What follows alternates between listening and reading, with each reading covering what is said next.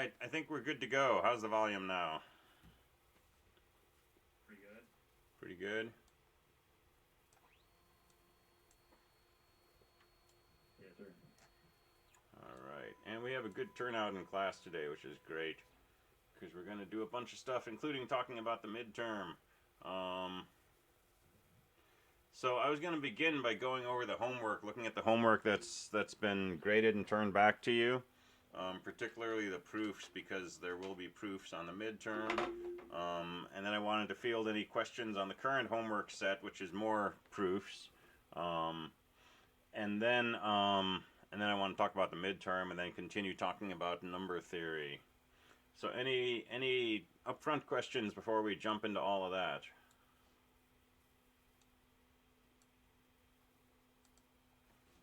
Not questions, but I certainly have a hard time trying to figure out like exactly what I'm supposed to be doing, because some of it feels like it's suggestion, or that maybe it's not quite the right. I don't know. It's just I'm having a hard time really tracking, I guess. Got some examples? What I'm supposed to do versus like what I'm really supposed to do. Are we thinking mainly about proofs? Proofs, definitely proofs. Okay. And part of it's a language thing, I think. Mm-hmm. Because I think that sometimes something, this should state that this proves this specific thing, but that's not the case. Are you referring to the comments I posted on your homework? That is correct. Okay.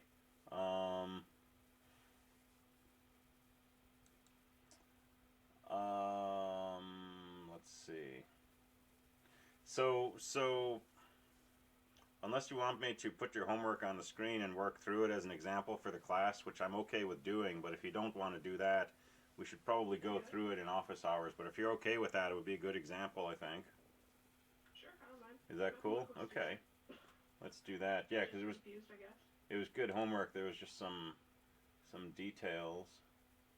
So let me Mostly I think I'm having a problem with small details. Okay. So let me see.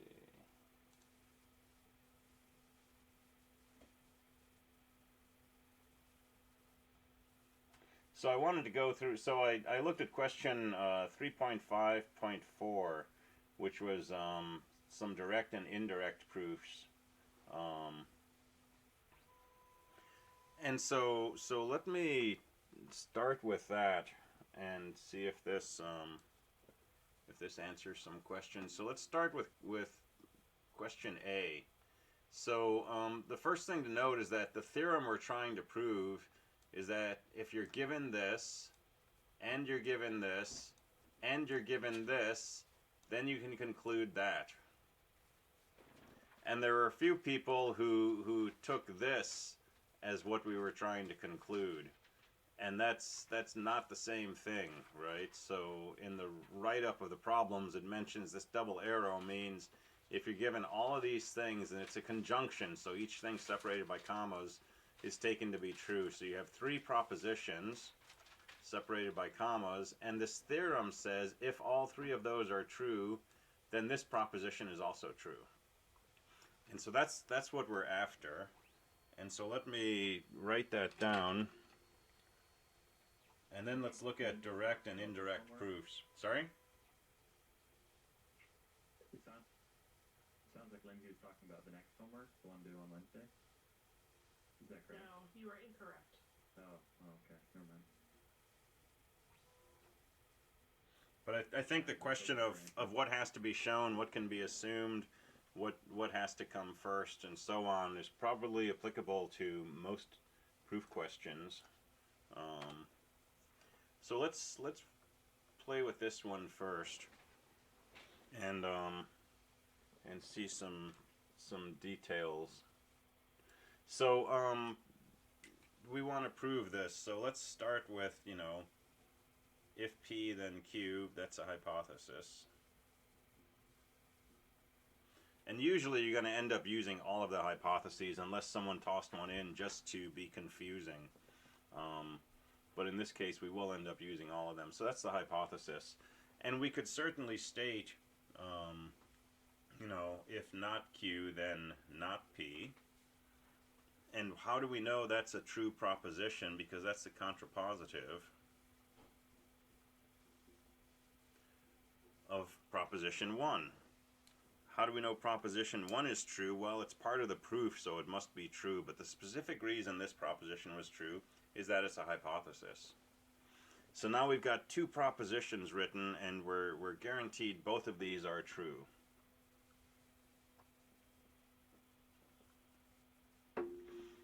All right, and then we can also state not R implies not Q. And why is that true? That's a hypothesis too.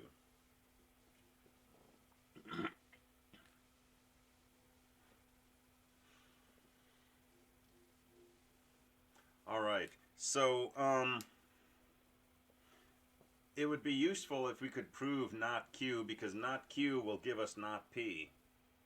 But there's nothing up here yet which directly says not Q is true.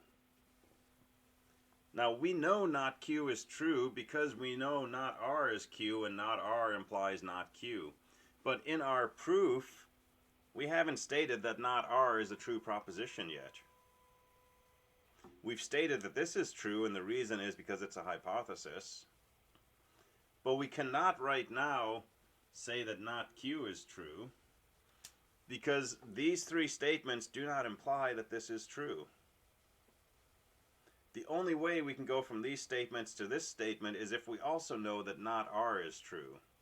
And so before I can say, you know, not Q is true because of detachment, detachment needs two things. It needs an if-then, and it needs to know that the hypothesis is true. And detachment says, therefore the conclusion is true. So I've got to have, before I say this, a statement which says not R is also true. And that's a hypothesis. And then I can say, well, not Q is also true because I've got detachment applied to statements 3 and 4. And then I can say, you know, I've got not Q implies not P, and I've got not Q. I can use detachment again and get not P, and the reason is detachment.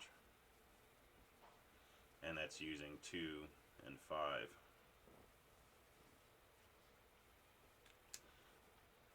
And so for that one, I think this step was missing. If this step comes after not Q, that doesn't work. Because, you know, after I've written these three statements, those are the only things I'm allowed to use other than laws of logic to write other propositions. And if I put not R down here, right, I can't put not Q before it. It's got to come after it because I need not R in order to prove not Q. So the order has to be very, very rigorous. Does that make sense? Yep, looks like I'm doing a lot of misordering stuff.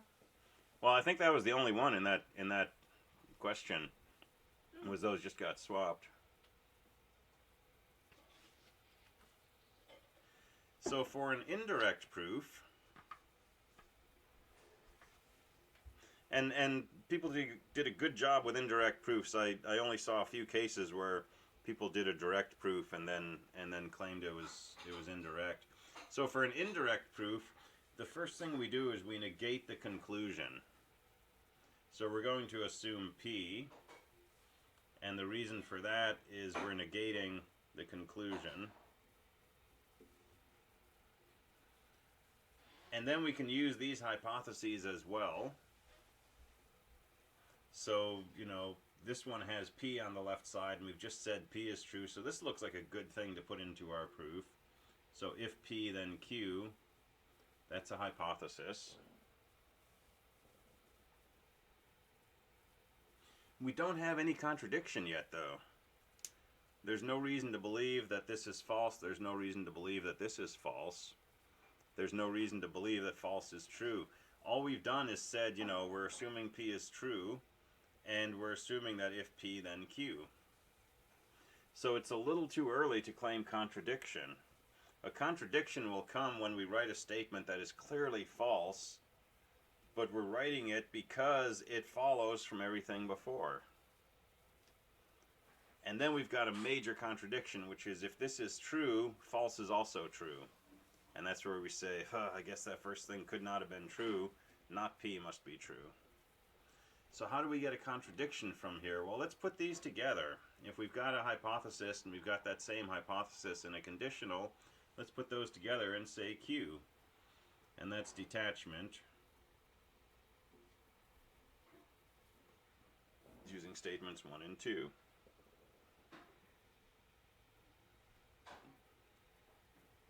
All right, and then not R implies not Q. That's a hypothesis. And then we can do the contrapositive and say Q implies R.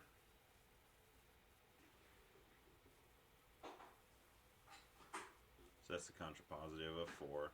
And you know, if you were being skip that, couldn't you? Because you can say not. We already know not R, and so not R implies not Q, and we already know that and Q is true, but not R implying not Q means that those don't. So we could We don't do. know if that not R is true yet. We haven't written anywhere in the proof. So we could do not R as a hypothesis, and not R implies not Q, and that's a hypothesis, and then not Q, which is detachment. And then we've got a contradiction between statements 3 and 6. So that's one way to get to a contradiction, definitely.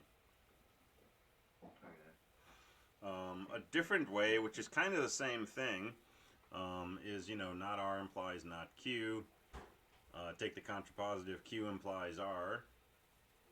And since we've got Q, we've also got R, that's detachment, 3 and 5. But then we also have not R, which is a hypothesis, and there's a contradiction, 6 and 7.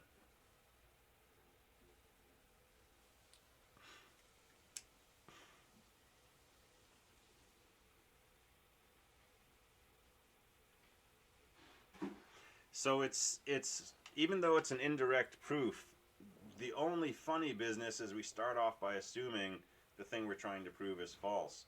But after that, we're doing the same kinds of things we do in a direct proof. We take what we've already written down, all of which must be taken to be true, and we try to combine them or expand them using laws of logic. So I think the issue in the submission was claiming a contradiction here is too early. We have to actually get to something like, you know, R and not R, and say that's a contradiction at that point. So we just kind of continue as if it were a direct proof, put these together to get Q, and then do like you did, take the hypothesis, take its contradiction, and then Q goes into that, we get R, and then R and not R. Let's see. Yeah, so I think the only thing missing there was this, actually stating that Q is true. Thanks. Yeah.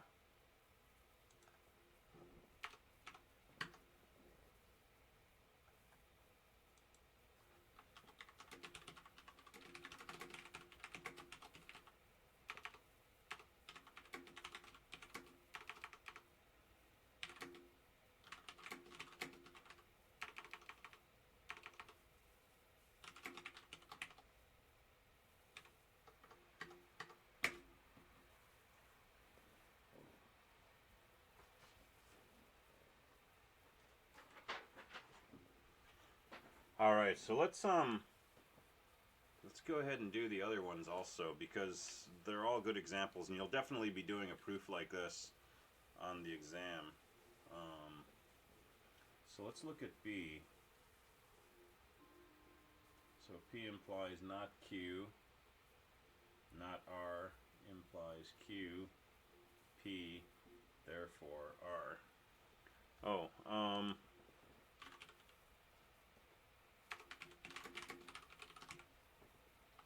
Don't do what I just did, though. Remember to finish these proofs. So for our direct proof of part A, we did all of this. We proved that not P is true. Finish it off. Just say QED. Right? Remind the reader, oh yeah, that's what we were trying to show. For the indirect proof, we can't say QED here. We weren't trying to prove that false is true. I mean, we were, but that's not what the problem said. The problem said prove not P. And we haven't stated that not P is true. We've proven that false is true. To finish this proof, we have to say there's a contradiction between 6 and 7. Therefore, you know, the thing we negated must be false, and so not P must be true. And then you can say QED. Or over here you get to a contradiction, therefore not P. And that's the thing we were trying to show. So now you can say QED. But it's good practice to always put QED at the end of your proof, and to be able to put QED, you need the last thing in your proof to be the thing you were trying to show. So if you're trying to prove a theorem that says R, the last line of your proof should be R, followed by QED. And so I didn't take off points for not doing those last steps, but I tried to put a comment in the notes saying, you know, make sure you finish this up. That's what it's referring to. But obviously, as you just saw, it's easy to forget. All right, so let's look at question B. And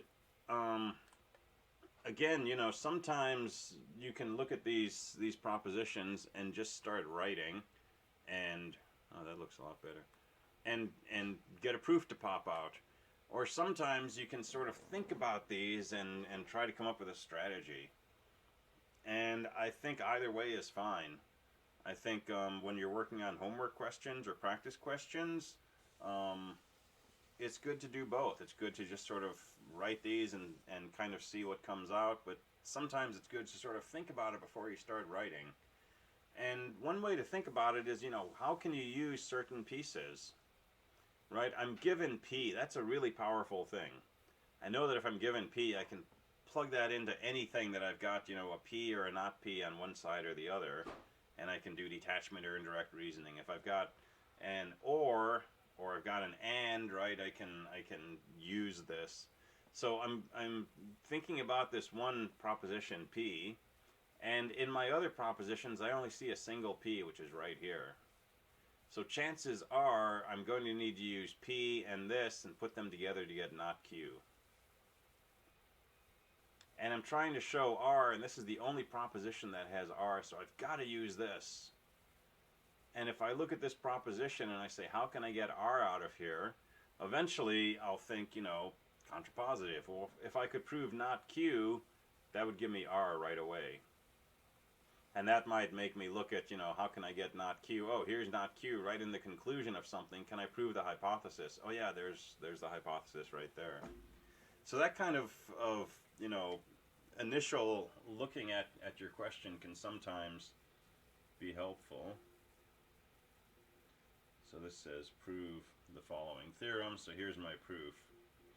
So I don't know, I'll start off the way we did this, the way I said it the first time. We'll take P, which is a hypothesis. We'll take P implies not Q, that's a hypothesis. We'll conclude not Q, that's detachment 1 and 2. And then not R implies Q, that's a hypothesis. Now I can do the contrapositive followed by detachment, or I can just say indirect reasoning. Indirect reasoning says given this and this I can conclude not R.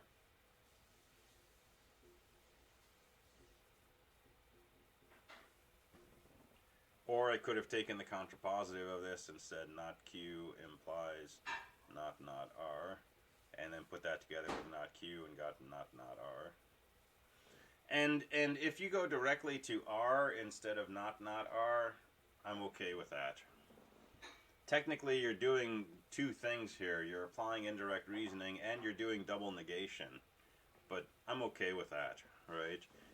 Not R being the same as R, that's something that I would say any reasonable person reading your proof will understand. But if you feel like, you know, you're getting paid by the line or something, you could do not R, and then write down R, because that's equivalent. But we won't go too overboard. So we know that R is true, and we're done. That's what we were trying to show.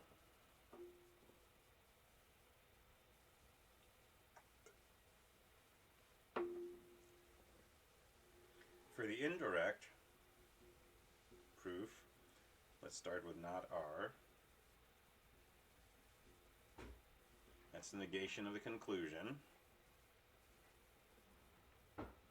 And then we know not R implies Q. That's just begging to be put together. So that's the hypothesis.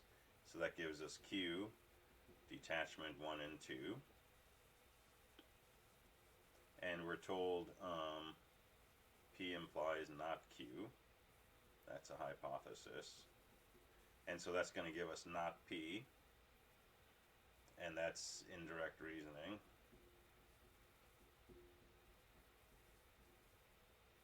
But we're also told P, because that's a hypothesis.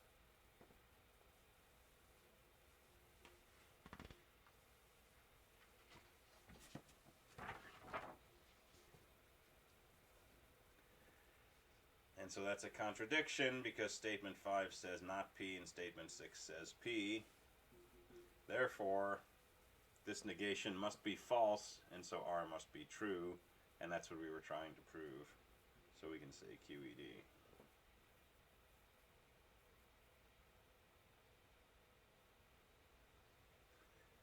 Is this making some sense?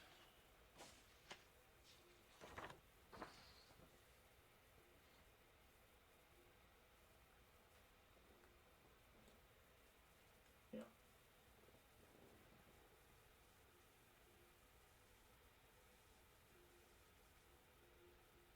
So C was to me not as straightforward as the others. Not that the others were totally straightforward, but this one was even less straightforward. So A or B, C and D, A implies not C, therefore B. And these conjunctions, disjunctions sometimes feel different from implications. Implications kind of lend themselves to you know, chain rules and detachment and indirect reasoning. They're pretty powerful ways to move from one proposition to another. Sometimes it's not so clear when we have these things mixed together, but it's useful to remember conditional equivalence. So P implies Q is equivalent to not P or Q. That's one of our laws. And it's a nod to the fact that, you know, this is true in all cases if P is false or if Q is true. The only time this fails to be true is if P is true and Q is false. Well, if you negate this with De Morgan's, you'll get P and not Q. True hypothesis, false conclusion. So this will be a useful thing to keep in mind when we have both conditionals and conjunction disjunctions. So let's do a proof.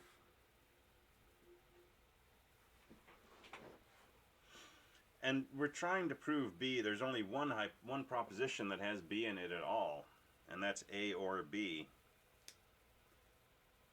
And given A or B, we can't always prove B.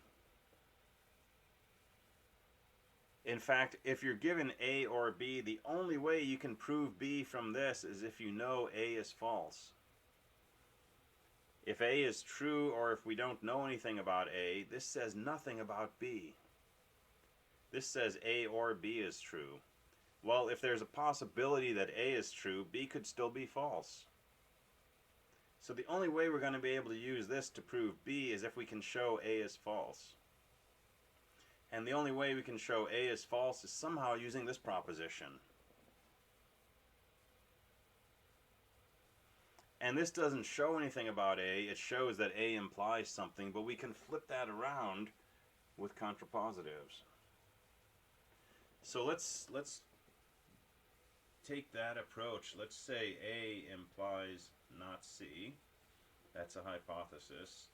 And then let's flip that around using contrapositive. C implies not A. That's the contrapositive of 1. Now our mission, my ignore area, would say, you know, I want to show not A. Well, I've got a pretty easy way to do that. All I have to do is show that C is true. And is there anything in my propositions I've written or my hypotheses that tells me that C is true?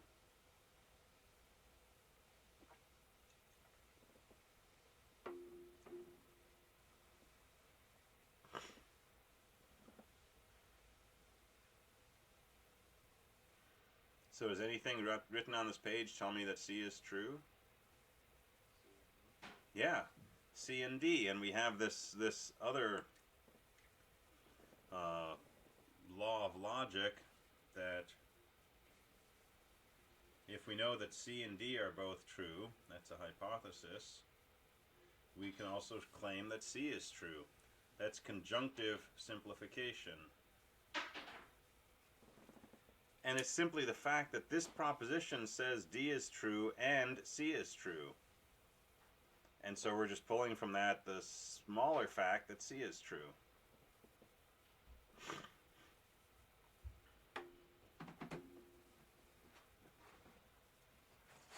And now we just sort of follow the links. Since we know C and we know C implies not A, we can get not A. That's detachment for 2 and 4. And now we can go back to our other hypothesis, A or B. And since A or B is true and A is not true, we must be told that B is true. I'm going to find the name of that because I don't know it off the top of my head. I'm going to guess that that is disjunctive simplification. But let's see. I think so. Yeah? Disjunctive simplification. P or Q and not P implies Q. Cool. Alright, so that gives us B, and that's what we're asked to show.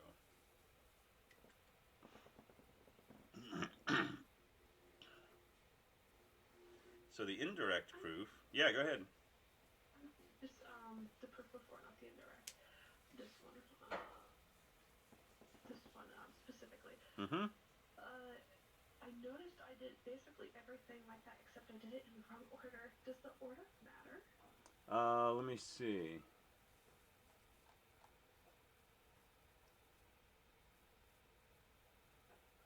I think in this case it does. Let's see. 3.5 question for C. A implies not C. C implies not A. A or B. Okay, so let's look at this. A implies not C. That's a hypothesis. Thank you. Yay. All right. A implies not C. That's a hypothesis. And then C implies not A. That's the contrapositive of 1. And then A or B is a hypothesis. And so the order of these don't matter. I mean, this has to come after that. But I could have done A or B first. I could have done it now. But then to state B, right, with disjunctive simplification, I can use disjunctive simplification on 3, but I also need another statement which says A is false. I need to know not A before I can write this. And so, yeah, I think that's an order thing. You have to do C and D, which is a hypothesis, and then, nope, that's not what we need. Yeah, C and D, and then C, which is conjunctive simplification, and then you can do not A, which is detachment, 2 and 5. And then after you've got not A, you can put that together with proposition 3 and say B because of disjunctive simplification. So yeah, I think that's just an order thing. Cool, I have an order thing. Okay.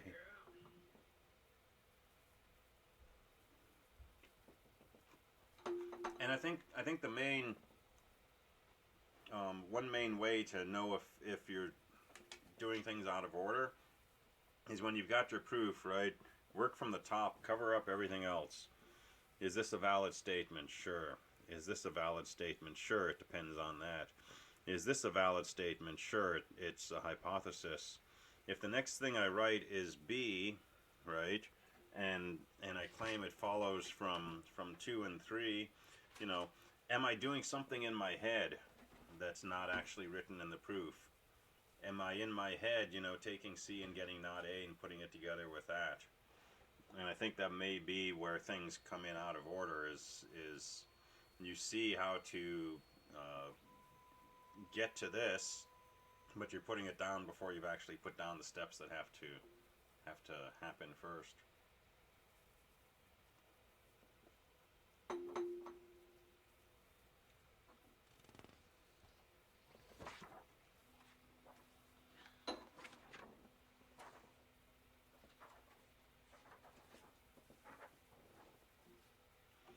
Alright, so indirect proof feels a fair bit different on this one to me, because we're going to start off with not B. That's the negation of the conclusion. And then there's really only one choice, right? This is the only other proposition that says anything about B, so I'm going to put that down. That's a hypothesis. And then I've only got two things written down. If I want to use them, I've got to use them with each other. And it turns out that this is a case where we can prove A with disjunctive simplification. And there's only one other proposition other than here that involves A. That's our hypothesis, that A implies not C. That's a hypothesis. And those are just sort of, you know, right next to each other. Let's put them together. So detachment on 3 and 4 gives us not C. But then we're told C and D. That's a hypothesis. And can we say directly there's a contradiction right there? I don't know. Let's take it one step further. Let's state C. And that's conjunctive simplification on 6. And there's our contradiction. Because 5 says C is false and 7 says C is true. Therefore, the negation of statement 1 is true. Therefore, B is true. And that's what we wanted to show.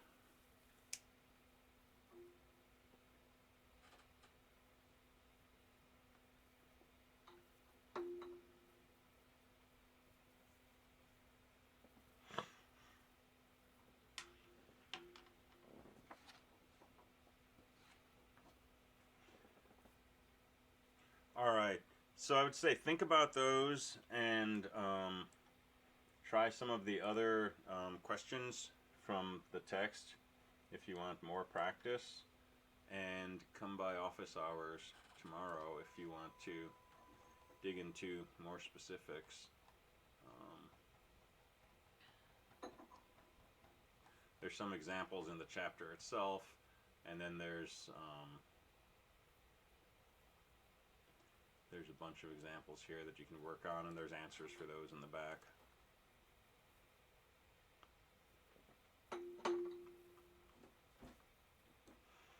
So other questions on that homework, Satch?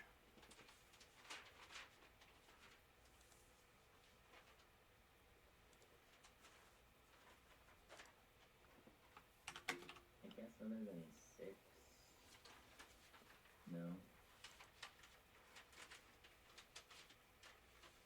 Wait. Did I space out? The discrete math one? Yes. Okay.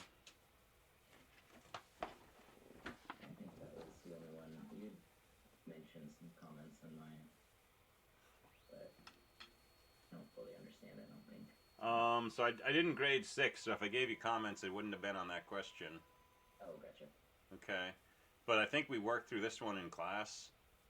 On, For the most part, yeah. Okay. yeah, on Wednesday. No worries.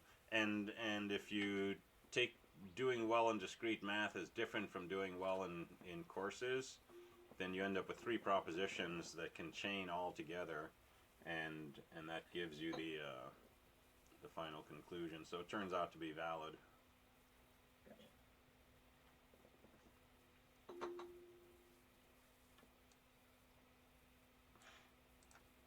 All right. Any questions on the latest homework set, homework 4? This is mostly proofs about evens and odds, and then one question about divisibility.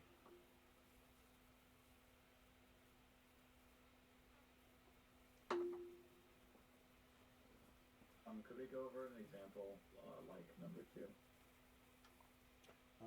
Yeah, let me pull it up.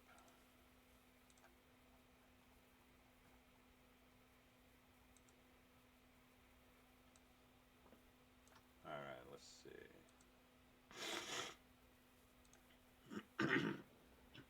Prove that if n is even, then 6n plus 4 is even. So let's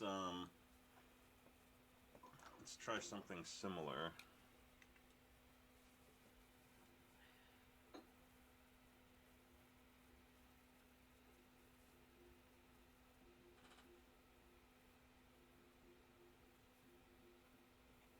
Let's prove if n is odd, then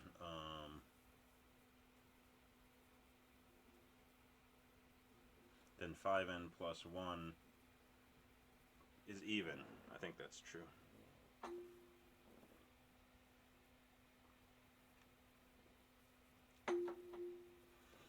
So all of these proofs are going to kind of follow the same general script, right? It's like a bad movie. The actors change, but it's the same storyline again and again and again.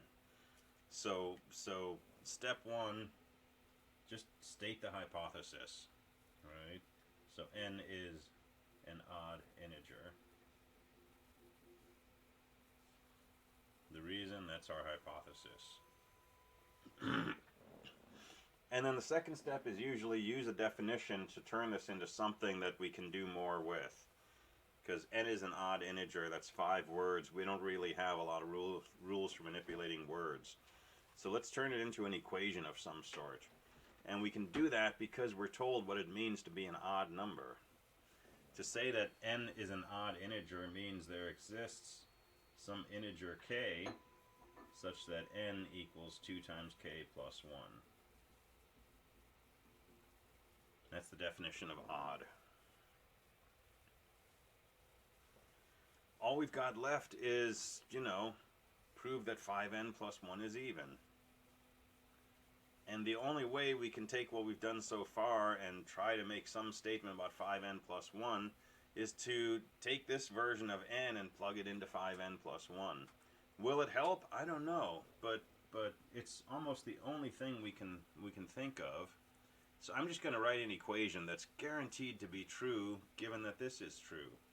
The equation is 5n plus 1 equals 5 times 2k plus 1 plus 1. This is a proposition, and this proposition is true. And why is it true? Because I did what we call substitution. Over here I wrote 5n plus 1, over here I wrote 5n plus 1, but I substituted this for n. So this is guaranteed to be true. It doesn't matter what's even, what's odd, what's an integer, right? 5n plus 1 is equal to that because n is equal to that other thing.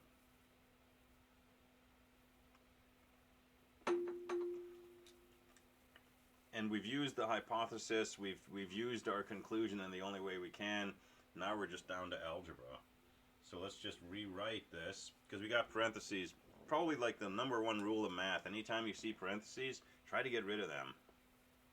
That's like if I was going to write a step-by-step guide for doing math, that would be one of the steps. Get rid of parentheses.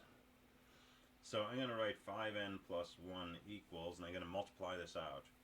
10k plus 5 plus 1 and then to do some combining equals 10k plus 6.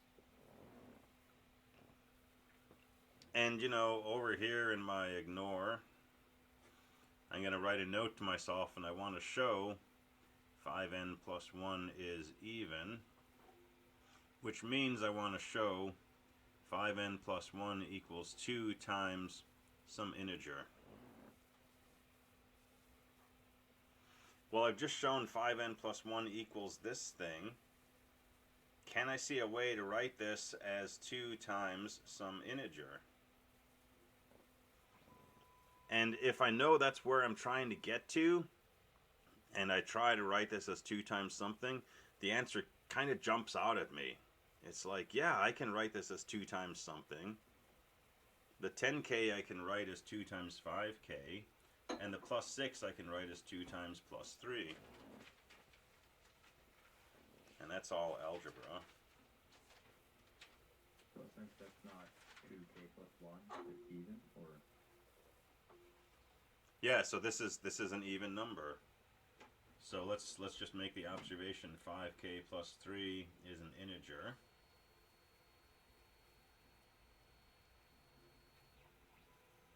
And I'm just going to say closure of integers. When you multiply an integer by an integer, and you add an integer, or you multiply by an integer, you always get integers. Right? You can't add 2 whole numbers and get a fraction. So this is guaranteed to be an integer.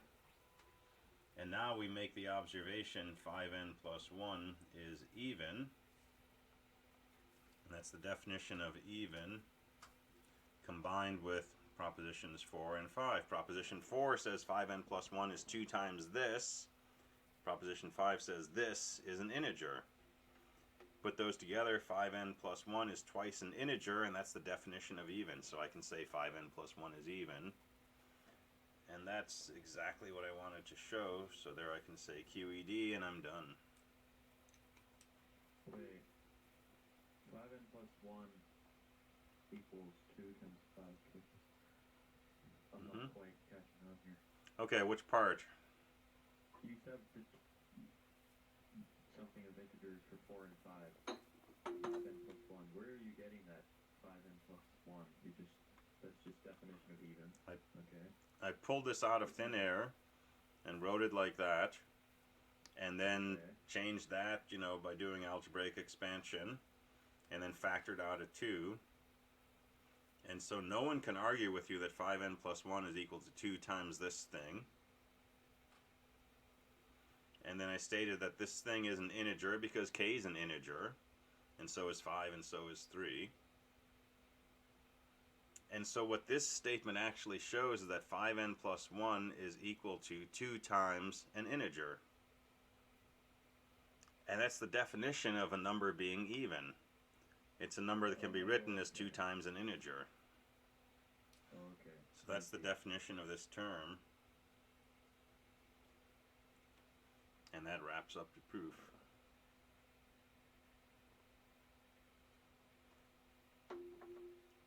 This is weirdly mind-bending. Cool. Not cool, because I get lost sometimes. Mm-hmm. But when you find your way with your mind bent, then you're like in a better place. I think. Can you move the page up there? Can I see the proposition at the top? Yeah. Okay. Mm-hmm.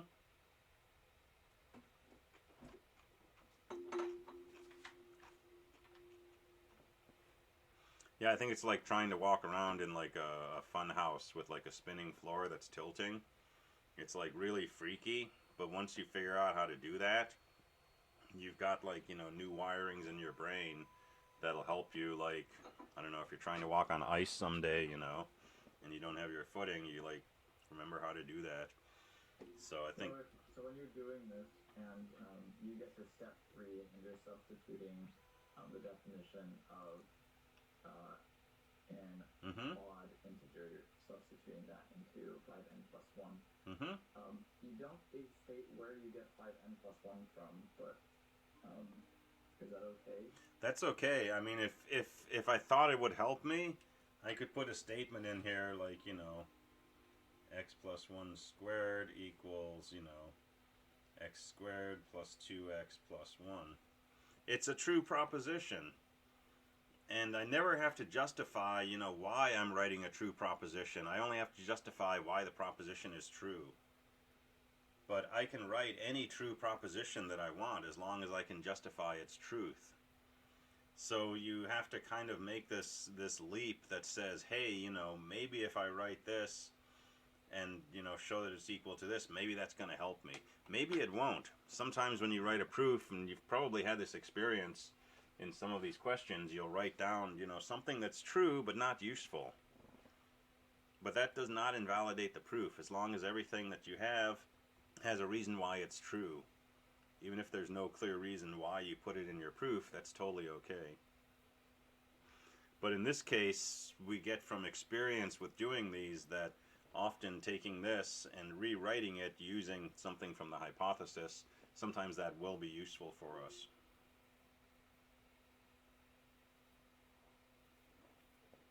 Does that make sense? Yeah, that makes sense. Okay.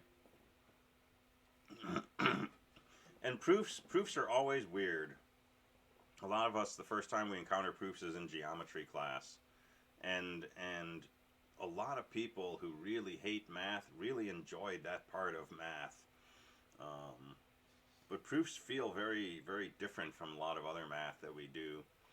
And I usually tell people that, this is the most important part of this course, but it's not because you're going to be doing this, the rest of your life or ever. And it's not because you're going to be doing this when you're writing code, but you're going to be doing this in your brain when you're writing code, when you're thinking of algorithms, when you're debugging, right? This kind of process, you're not going to be thinking, detachment, hypothetical syllogism.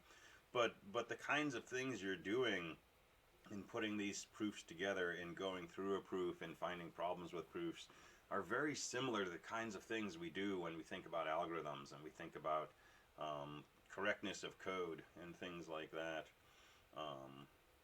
So it's a valuable skill, but it's almost more like calisthenics, Nobody does jumping jacks for a living, but lots of athletes do calisthenics like jumping jacks. So that kind of thing. The other thing I usually tell people is, as much as you get out of this, that's good. It's not a problem if you get to the end of this course and you're still not quite sure how to do a proof. That's okay.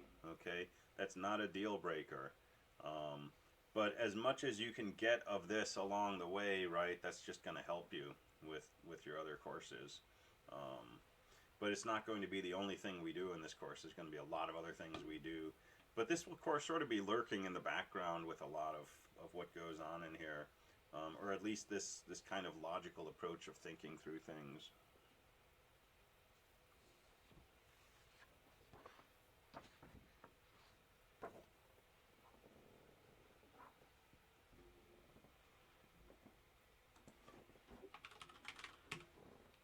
All right, so let's talk about the midterm. So I posted an announcement over the weekend about procedural information for the midterm. And hopefully everybody's seen that, but let me go through this. So, this was supposed to be an in-person class. We're still remote. But we're going to do the midterm in the style of an in-person midterm.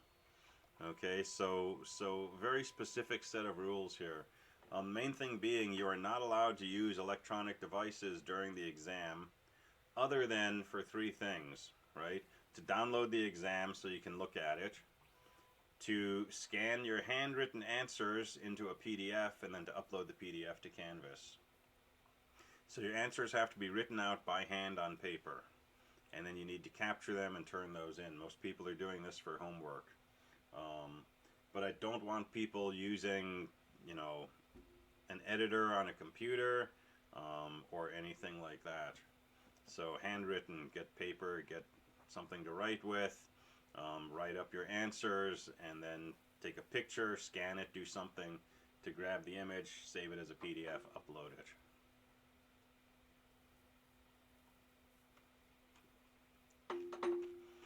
And so imagine you're doing the exam in a classroom, basically. So, you know, you can't take out your cell phone and stuff like that.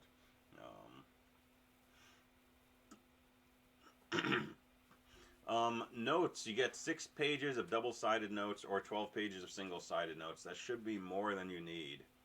Okay, I'm not setting this to be a challenge. I'm setting this to be what should be far in excess of what you actually need. Other than, you know, those pages from the text with all of those laws of logic, there's not a whole lot you probably need to write down for this course.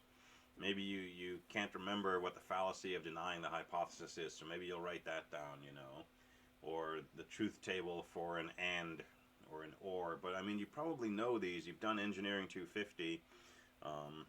A lot of the kind of gory details should be stuff that you've done before, and it should be pretty familiar. So on your notes, maybe you need to write a reminder for some of the stuff that you know, flip-flops in your brain or something. But 12 pages should be plenty. I don't anticipate that being a challenge. And your notes can be handwritten, they can be typed, they can be computer generated. You can scratch them on the side of you know, clay flower pots as long as they're 8.5 by 11. Right, whatever works for you. But you got to print those out or have them on paper, right? I don't want you looking at them on a computer because you're not allowed to use a computer except for, you know, these 3 things. All right, so closed book, closed resources, you know, work on your own, all the usual kind of stuff. So, so all of this is spelled out in here. This is also spelled out at the top of the exam. And then there's an honor statement, and the honor statement basically says you agree to the following terms, and it spells out all of these terms, right? And at the beginning of your answer sheet, you need to write down the statement that you agree with the honor state, you agree to abide by the honor statement, and then sign your name next to it, right? And that's your word of honor that you will follow these rules. And we are doing this on the honor system. I'm not requiring webcams to be used during the exam. I don't want to go that direction. I think it's kind of creepy.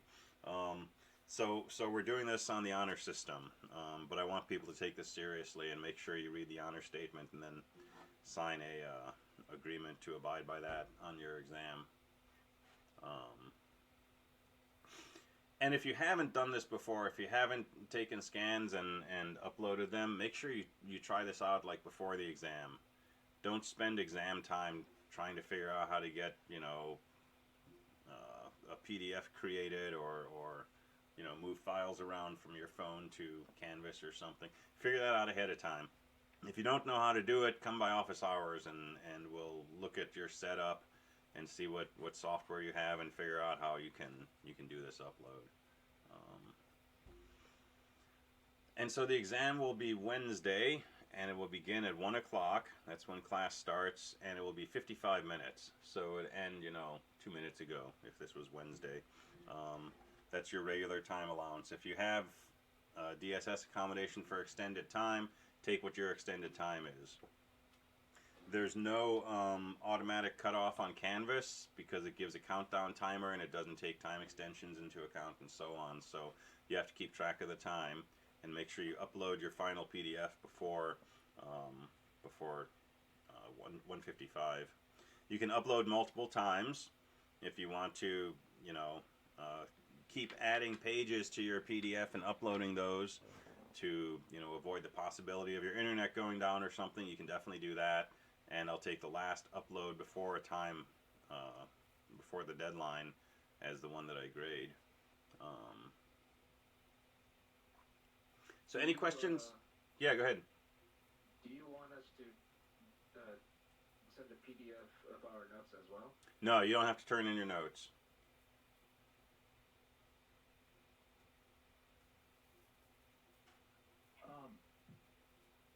To quickly turn it Go ahead. answer one of the questions in the chat. There's a couple different apps you can use. One is Microsoft Lens, which works really well, and then you just have to use like the Canvas app that allows you to quickly take multiple photos and turn them into a PDF. Or there's something called Cam Scanner or something like that apparently works pretty well with Canvas. Mm-hmm. Yeah, it's Cam Scanner. That's what I use. Okay. Yeah, okay. The other thing is, you know, if you take a phone picture or you have a scanner or, you know, you hold it up in front of your camera and snap a picture, if you have an image file, a PNG or a JPEG, open up a Word document or a Google Doc. You can just drag those images in and drop them. And I don't care about formatting. I want these to be in order, and I want them to be, you know, full size so I can actually read them, but you don't need, you know, fancy formatting and chapters and all that. Just, you know, if you've got number 2 written on your answer sheet and you've got the answers written out after that, you know, that's fine. So you can usually drag and drop these into, you know, OpenOffice or Google Docs or Microsoft Word or something, and all of those have the option to export as a PDF, and that's a pretty quick way to do it also. And if you do that, you can keep that document open, and then when you make another page of answers, right, drag that in as a new page, hit the export to PDF, you got a new PDF, and so you don't have to do the whole conversion process at the end, you know. You can kind of do it as you go.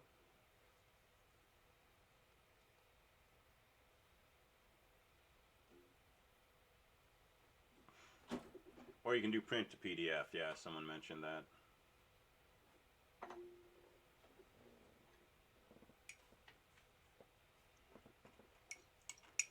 And there's a lot of ways to do it, and once you figure out a way to do it, it's usually not that hard. But figuring that out can take some time, so that's why I say figure this out before the exam. And if we're not back in the classroom by the final, we'll do our final like this also.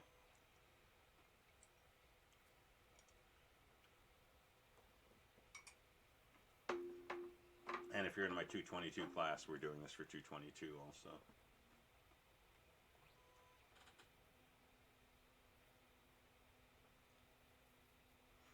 All right, cool. Good advice in chat. All right, any other questions on the procedural aspects of the midterm?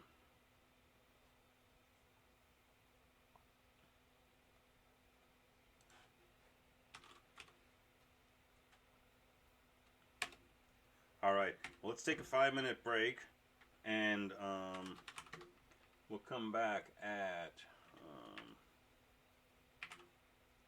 a little over 5 minutes. And we'll come back and we'll talk about topics for the midterm, and then we'll go back to talking about some number theory. So I'll see you back here in about 5 minutes.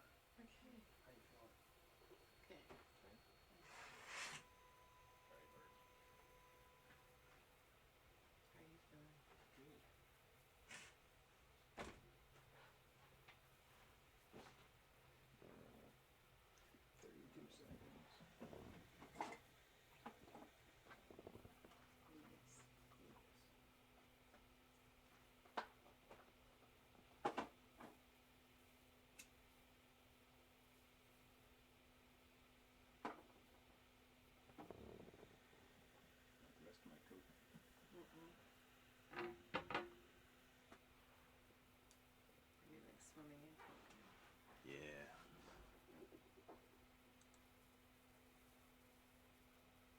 All right, we're back.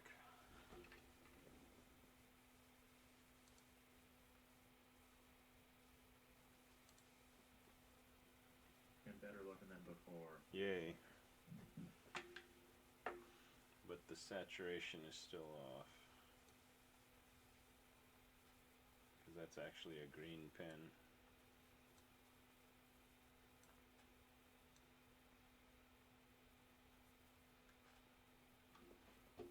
And I look like deathly ill on my document camera.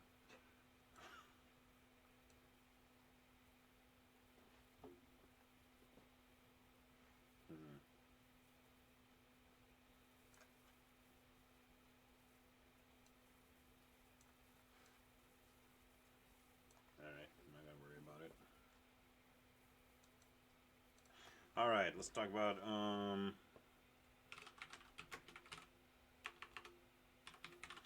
about midterm topics. So, you know, pretty much everything we've done up through but not including number theory is fair game. So definitely expect some set theory questions.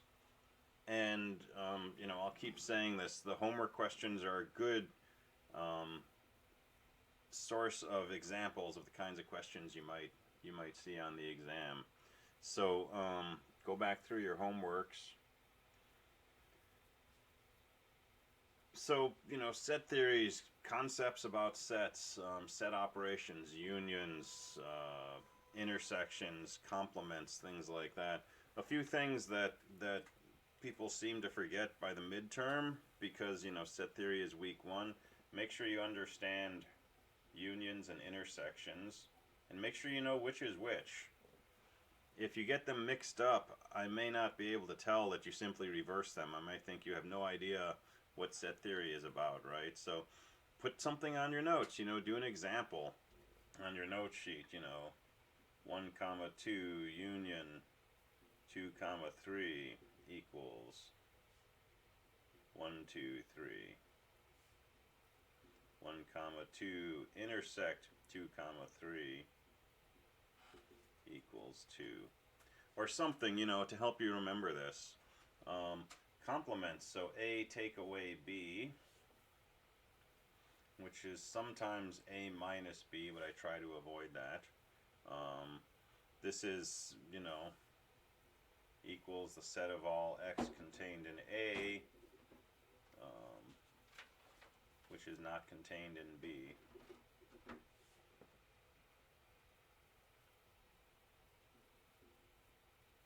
So if we start off with 1, 2, and we take away 2, 3, we just get the set containing 1. You basically throw away everything here from there. So start with A, take away everything that's also in B. So we throw away the 2, the 3 doesn't happen to be in here, so that doesn't have any effect, and so this just leaves us with 1. And when we have A complement, or A bar sometimes, that's the universe minus A, which is a set of all things in the universe that are not contained in A. So it's kind of like the opposite of A, but it's not really opposite. But you know, it's the stuff that's not in A.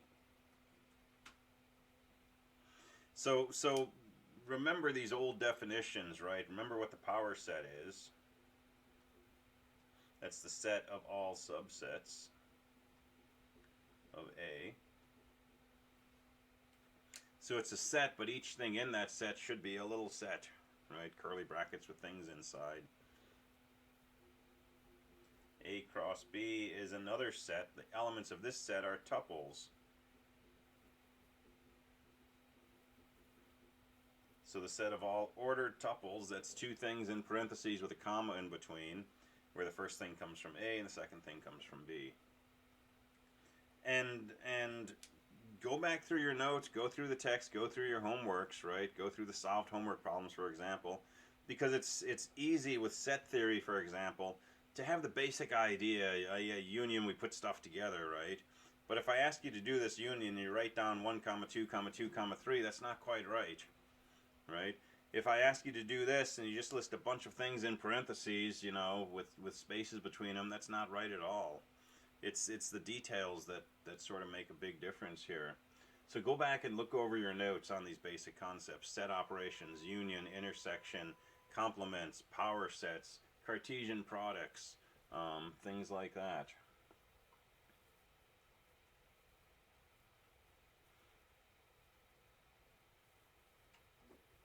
Don't worry about the weird stuff we did with like cardinality and Hilbert's Hotel and sizes of infinity and Aleph Naught.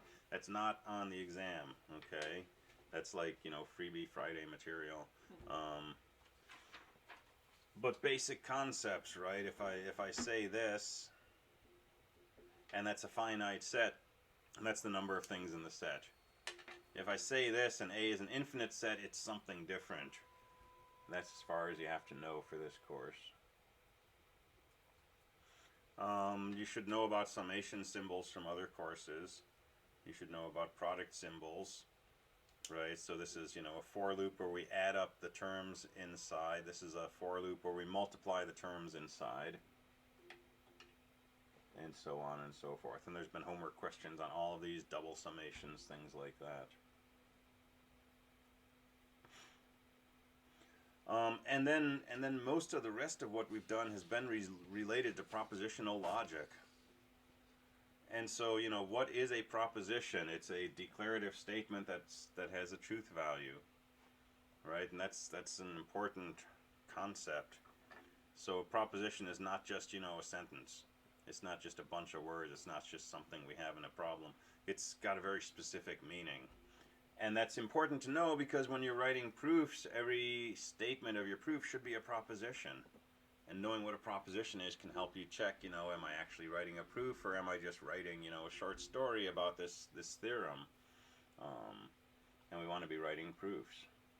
And so we have propositions, and we use, you know, variables to represent propositions. And then just like with sets, we can combine propositions to make new propositions. So we have something we call conjunction, we have something we call disjunction, we have implication, and this reads if P then Q, and this is the hypothesis and this is the conclusion. We have negation, and these are corollaries to things we learn in Boolean algebra in 250. And so they work the same way. They have the same truth tables, the laws of logic, De Morgan's theorem, all of that stuff carries over from Boolean algebra. But we have different terms, right? When you want to say not Q, don't write that. Don't write that. Write this. Right? If you're doing propositional logic, you want to use the right symbology. This is how we do an and, this is how we do an or, this is how we do a not. We don't write that symbol a lot normally. That's a hard one to get used to, and a lot of homeworks I see that, or I see that, or I see this, right? And those aren't right. Make sure you do it like that. Put it on your note sheet, right? Practice it. Make some doodles. And it's important because that's a standard symbol. So if you hand your proof to somebody else, they can look at that and they can understand what you're saying. And so we do a lot of playing around with this. This is a conditional statement. It's an if-then. We also talk about the converse, which is Q implies P. We talk about the inverse, which is not P implies not Q. And we talk about the contrapositive, which is not Q implies not P. Each of these is a proposition, but this one is equivalent to that. And so the idea of equivalent propositions is they're both declarative statements with truth values. They have identical truth values to each other. That's what equivalence means. Since we have a statement with variables, we don't know if this statement is true or false unless we know the values of P and Q. But given a particular value for P and a particular value for Q, this will be true if and only if that's also true. That's what it means to say these two are equivalent. these are not equivalent to each other, these are not equivalent, these are not equivalent, these are not equivalent. But surprisingly, these are equivalent, the converse and the inverse.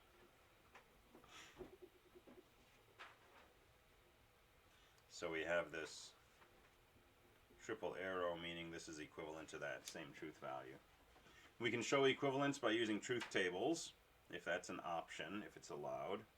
We can show equivalence by using laws of logic to transform one proposition into another. For example, we can say P and Q is equivalent to Q and P. Why? That's commutivity. That's a law of logic.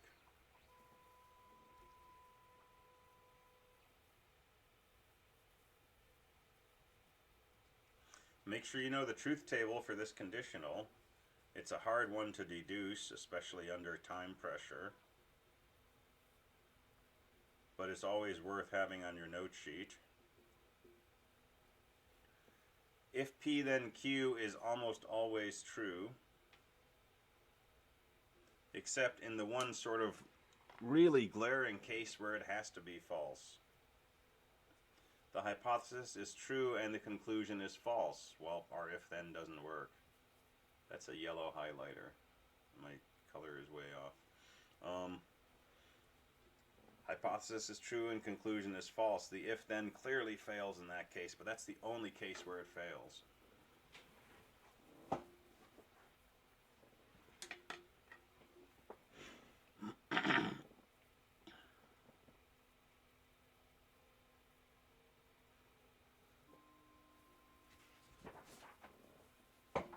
All right, we talked about quantifiers. This business of for all, or there exists a unique. So for all x, p of x, there exists an x such that p of x, there exists a unique x such that p of x. Right? So this says for any x in whatever range of values x is allowed to take, p of x is true. This says there is at least one x for which p is true. This says, for every possible x, p is true.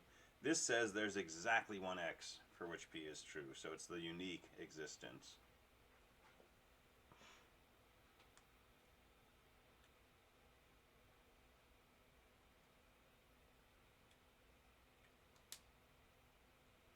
And so we've had some questions with that and some examples and so on. So make sure you understand quantifiers and what they mean, and make sure you don't jump to conclusions, because we saw some examples where for all x there exists a y, and for all y there exists an x for all y, where they weren't the same thing. So don't assume commutivity or things like that. But if you see something like, for all x, there exists a y such that p of x, y, right? Break it down into pieces. First, think of this as a proposition. It's a proposition that says something involving x. And this says for all x, this proposition involving x is true. And so it's like breaking down summations of double summations. Do the inside thing first and then work your way outward.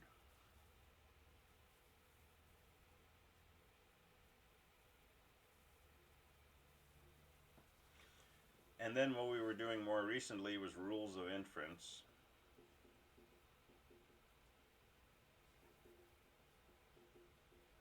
And I think it's pages 57 and 58 in the text, or 58 and 59.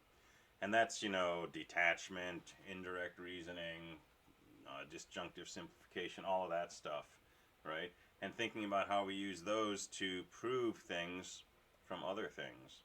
So that's the proofs we were doing earlier in class today, right? Or, in order to do well in courses, students need to study hard, those kinds of questions, which we turn into the questions like 3.4.5, 3.5.4. And so we generally try to take our our problem and turn it into, you know, some kind of theorem where we have a series of hypotheses and we have a conclusion, and we're trying to prove the conclusion from the hypotheses. And so you do the things we were doing earlier. Assume the hypotheses, use laws of logic, rules of inference, and try to come to this.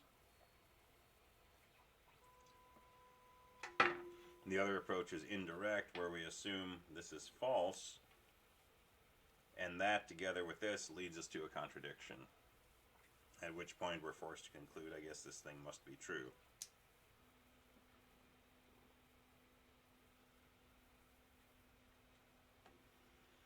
Alright, make sure you understand and are familiar with fallacies. And these I recommend putting on your note sheet, unless you've got a mnemonic in mind for how to keep them straight, which one is which. So here's our two fallacies. If P, then Q, Q, therefore P. That's the fallacy of affirming the conclusion.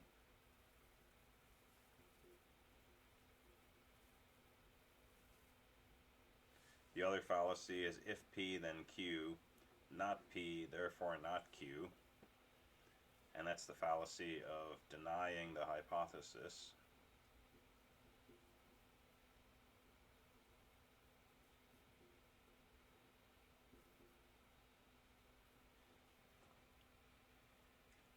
And for both of these, the conclusion does not follow from the hypotheses.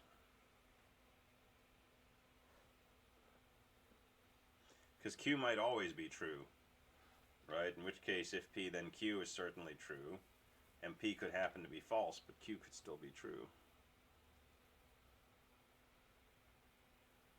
Or Q might always be true, and this could be a true statement. Q is true, but P might be totally false.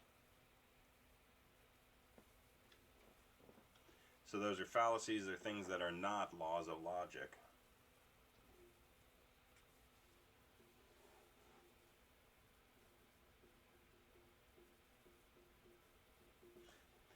On the other hand, these are laws of logic.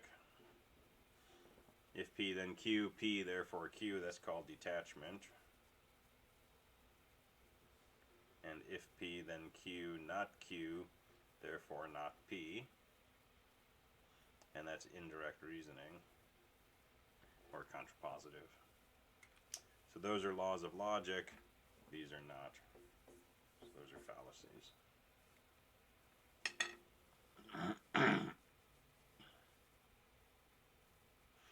And then the main thing we've been doing with these is proofs. And again, that's what we were doing in the beginning. So when you're doing a proof, things to keep in mind, right? State what you're trying to prove.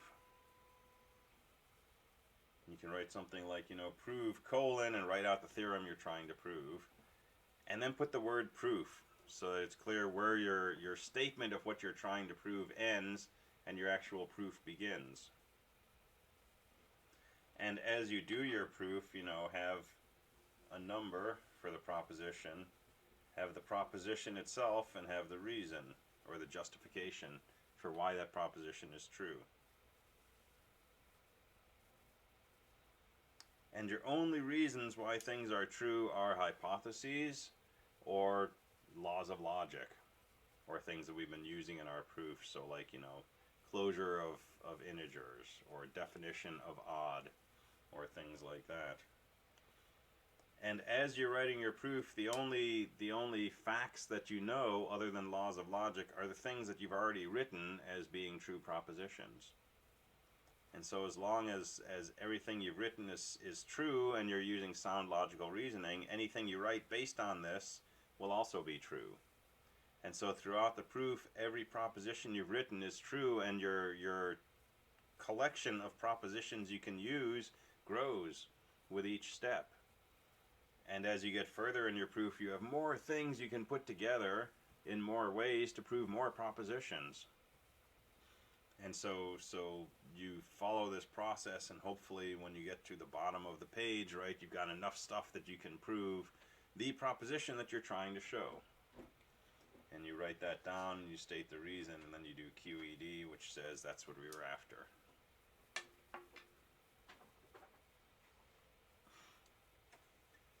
And then indirect proof, same idea, except start off by negating the thing you want to show.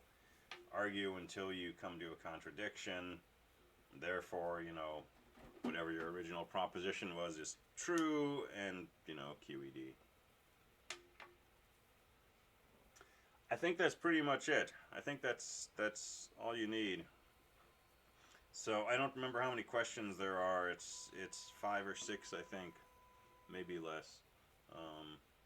Probably 5.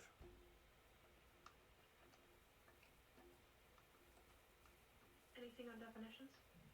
Like what? Like, what's the definition of this? Oh, I don't have a question that says what's the definition of this, but you will need to know the definitions of things, definitely. So make sure you know what they are. Right? You don't want to just know that this is true. You want to know that that's called detachment, for example. Because you need that for, reasons for your proofs. And know that this is a fallacy, but know that it's the fallacy of denying the hypothesis. So yeah, put those kinds of things down on your note sheet.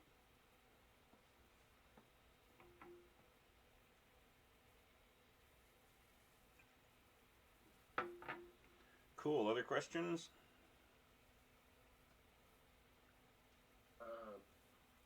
With this, so is the midterm going to be during a Zoom meeting?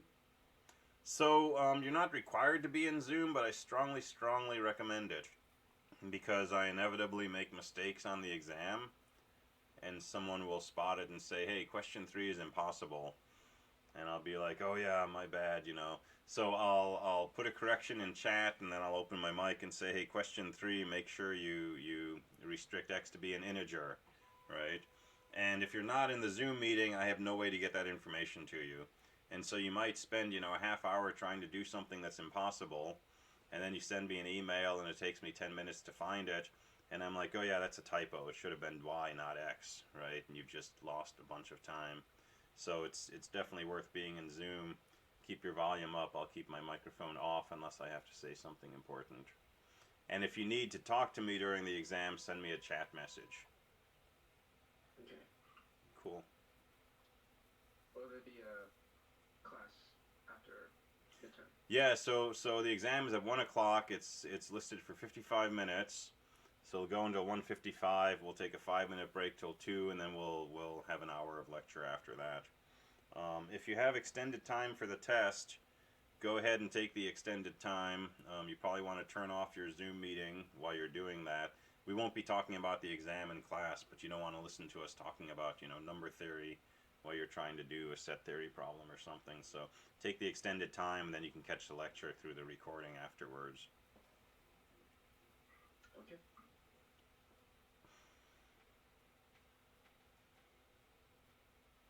And I will try to get these graded sooner rather than later. So I have 3 midterms, Wednesday and Thursday. So I'm going to try to get through these, towards the end of the week, as opposed to finish them on Sunday. But we'll see what happens. But I would just say, don't panic too much about the exam. Most people are coming in pretty solid on the homework. Proofs are extra challenging, right? But if you got some feedback on the homework that we just did, homework 3, saying, let's talk in office hours, come by office hours and let's just go through some of these proof examples again and just get some extra practice with that. And that's not the whole exam, but it's a good chunk of the exam is propositional logic, because that's what we've spent most of our time on in the first few weeks of this course. So, make a good page of notes, review some of your homework, do a little bit more practice if you want, and then just kind of come in and do what you can on the exam. Don't stress out over it too much.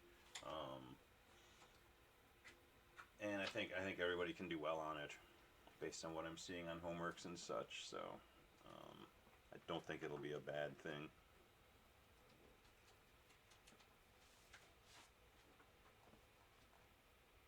All right, anything else?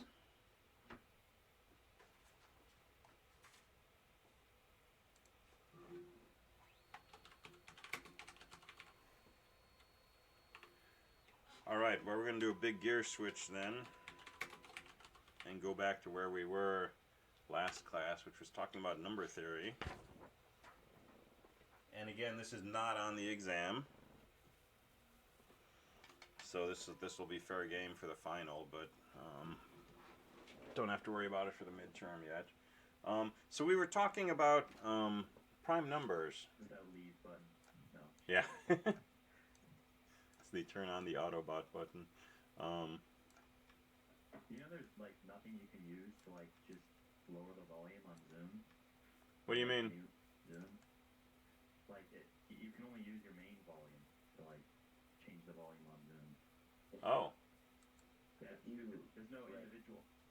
If you right click and go into volume mixer, No, it changes all your volume. there should be a way to change specifically Zoom. In my volume, in like my Windows settings. Yeah, if you right click on the volume thing. Sorry. Let me And then open volume mixer. yeah, you can always do that. Zoom meeting. Okay. Right. How do I mute here? No. But That's cool. cool.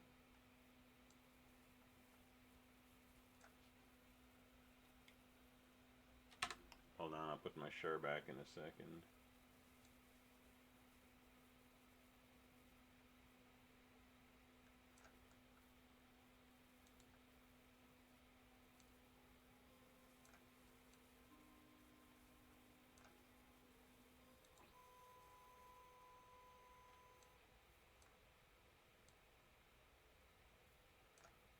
Okay, cool. Screen share.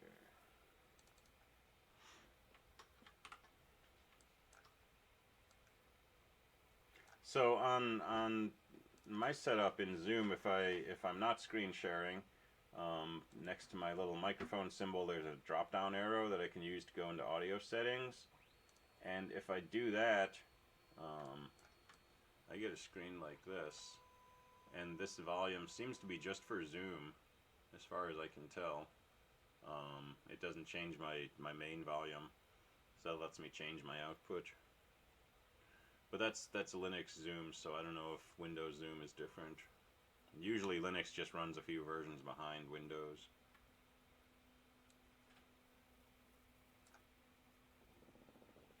If you have Xbox Game Bar, Win plus G gives you quicker access to the audio mixer. Cool. I'll have to go out and get an Xbox now.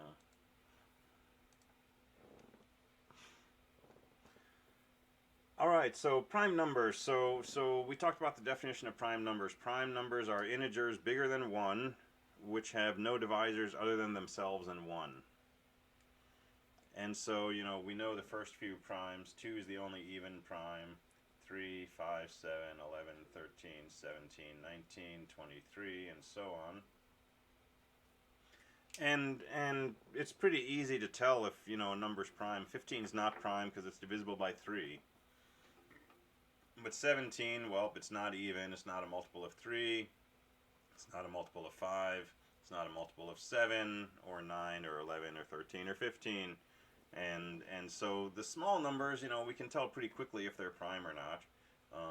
And if we want to be more systematic, we can do trial division, right? So we divide it by every number between 2 and n minus 1. And then some people noted that if you're checking n, you only have to check up to and including the square root of n. So if I want to know is 51 prime, I have to try dividing by 2, 3, 4, 5, 6, and 7. I don't need to divide it by 8 because it's 8 squared is bigger than this. So if it's divisible by 8, 51 over 8 would be smaller than 8.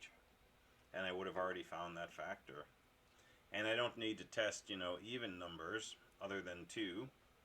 And if my number's even, I'm not even going to try, you know, trial division. So I really just need to divide by odd numbers less than or equal to the square root.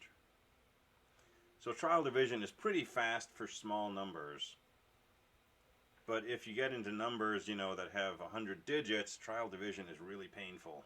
Because there's a lot of odd numbers between 3 and, you know, something with 100 digits. So there's different ways we can test primality or try to generate primes. So a really old technique is the sieve of Eratosthenes.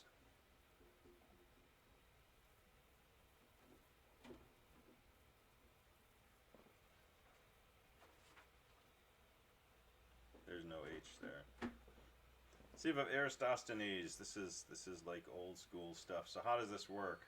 Write down all your numbers. I'm not going to do commas.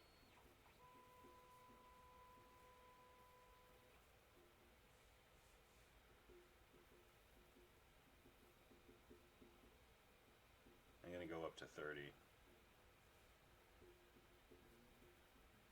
I tried designing a Lego bot to do this once, but I ran out of time. I was going to have it do this on a piece of paper by dragging a pen around. So write down all your numbers starting with 2. And circle the first number in the list. That's a prime number. And since that's a 2, I'm going to cross out every other number on the list. I'll use my pink highlighter that's actually yellow. So I'll cross out that, and that, and that, and that. 12, 14, 16, 18, 20, 22, 24, 26, 28, 30. Alright, those are all gone. Those aren't very good. I'll do this.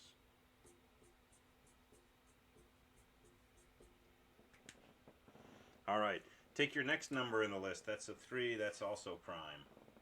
Now cross out every third number. So there goes 6, there goes 9, 12, 15, 18, 21, 24, 27, and 30. Take the next number in the list that's not crossed out. 4 is crossed out, but there's a 5, that's our next prime. Cross out every fifth number, 10, 15, 20, 25, 30. Next number that's not crossed out is 7, cross out every seventh number, 14, 21, 28. Crossed out, crossed out, crossed out, not crossed out, there's another prime. Cross out every 11th number, that'll take out 22.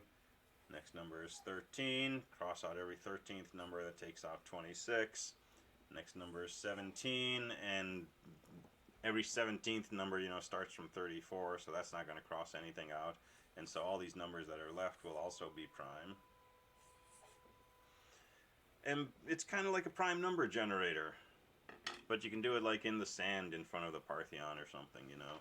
And so that's pretty cool, right? But, you know, obviously not practical if you want to generate primes with hundreds of digits in them, because you have to write out, you know, all the numbers leading up to that. But it's an interesting notion of what's going on here, right? And when you start playing with this, you start noticing some things about primes, like, it's not totally clear here, but, you know, here's 2 primes that are 1 apart. These are 2 apart. These are 2 apart. Those are 4 apart. It's a little bigger gap. Well, we're back to 2 apart. Here's another gap of 4. There's a gap of 2. There's another gap of 4. And to the next prime, there's a gap of 6. So we're seeing bigger gaps from prime to prime as we go out. And more than that, the average gap from prime to prime is getting bigger. The primes get less popular as you get to larger numbers. And that kind of makes sense because, you know, to be a prime, you can't have any factors. Well, if you pick a number that's like really big, there's a whole bunch of possible factors. The amount of work you have to do to prove a number is prime is kind of, you know, in tandem with how difficult it is to be a prime. If you're a number like 19, you've only got to check, you know, 3 or 4 divisors and you're done. But if you're a number like, you know, 95 skrillion and 7, you've got, you know, 50 skrillion numbers that you have to see if they divide your test number. It's a lot of things to avoid. Or, you know, a number out here, all the numbers before You had to, when you crossed off every 7th number, every 11th, every 13th, you had to miss that number every single time. And that gets harder and harder to do. So the density of primes decreases as you go out.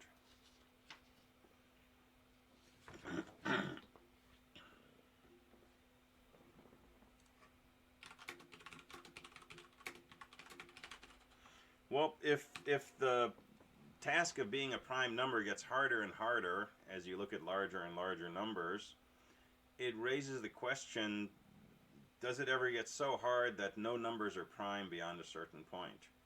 In other words, is there a limit to how many prime numbers there are? Is there some point like 95 squillion beyond which all numbers are divisible by some other number? And it turns out there isn't. It turns out there is an infinite number of primes. And here again, when we say infinite, that's not a number. That's not something you can type into a calculator and say, here's how many primes there are. When we say there's an infinite number of primes, it means the number of primes is bigger than any number. So is the number of primes bigger than 1,000,000? Yes. Is it bigger than 1,000,000,000? Yes. Is it bigger than 95 squillion? Yes. That's what it means when we say it's an infinite number.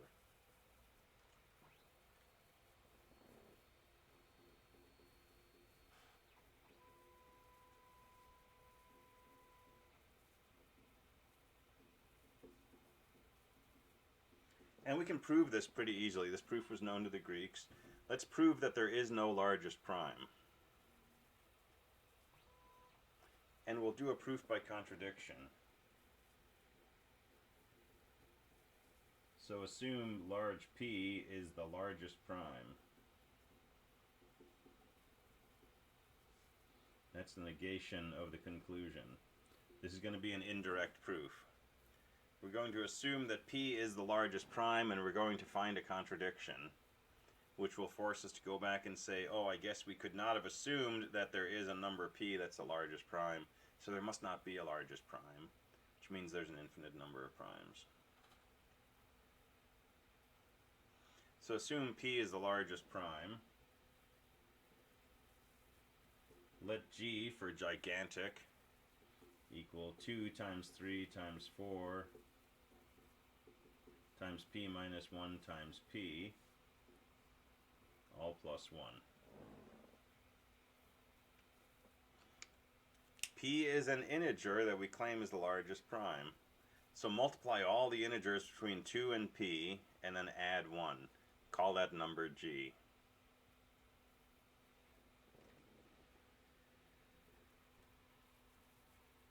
Alright, now I'm going to make a series of observations. G is not divisible by 2. How do I know that? Because G is equal to 2 times all of this stuff plus 1. It's 1 more than a multiple of 2. G is also not divisible by 3. How do I know that? Because G is 3 times this big long product plus 1. It's 1 more than a multiple of 3. Well, if you take any multiple of 3 and add 1, it's not still a multiple of 3.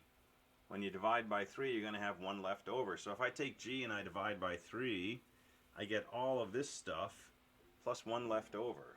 So G is not a multiple of 3. And similarly, 4 is not a factor of G, because G is all of this stuff times 4 plus 1 more.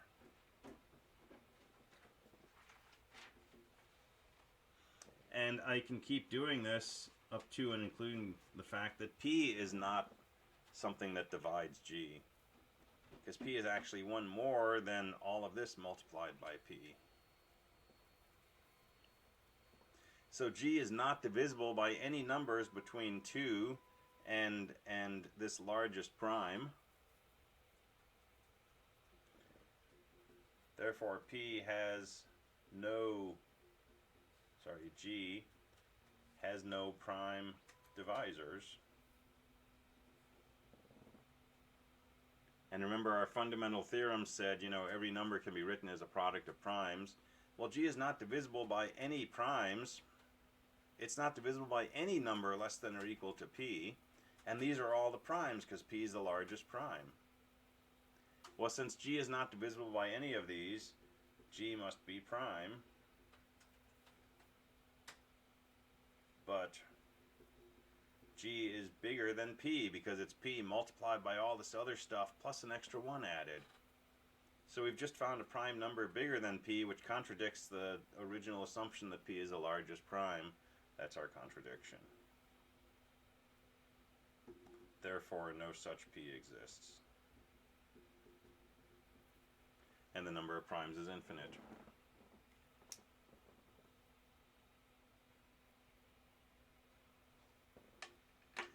So that's good if you're doing crypto or you're mining bitcoins or things like that. You're not going to run out of prime numbers. They get harder and harder to find, but they're always out there.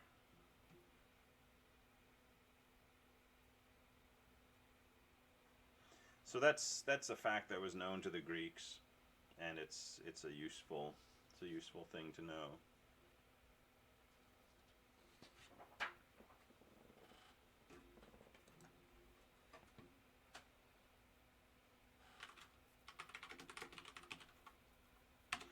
But the fact is that as you go further and further out, it gets harder and harder to find prime numbers. The space between them in general gets bigger and bigger. And so there's this thing called the prime number theorem.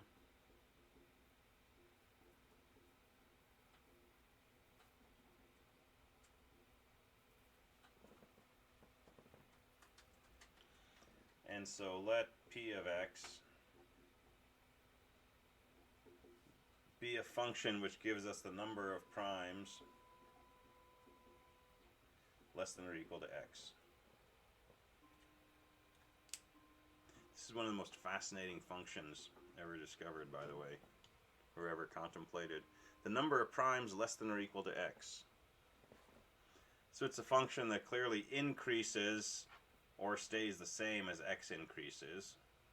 It's never going to get smaller as x grows, but you know, kind of stays the same for a while.